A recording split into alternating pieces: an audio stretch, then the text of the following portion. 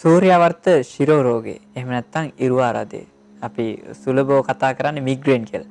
ඉතින් මේ මිග්‍රේන් වලට මේ බුලත් කොළ විශේෂයෙන් රාශ්මී අඹරලා ගන්න ප්‍රතිකාරය ගොඩ දිනෙකට කරගන්න අපහසු වෙයි. මොකද මේ රාශ්මී සුලභව හොයා ගැනීමට අපහසු වෙන හන්දා. ඉතින් ඒ හන්දා අපි තවත් සරල ප්‍රතිකාරයක් ඒ සඳහා සුදුසුයි කියලා හිතනවා අපි ප්‍රකාශ කරොත්.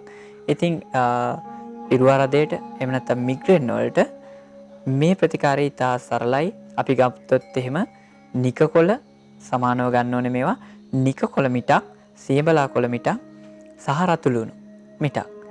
මේ ටික අරගෙන බුලත් කොළ විෂ. බුලත් කොළ අපිට ඕන තැනකින් පහසෙන් සපයා ගන්න පුළුවන්.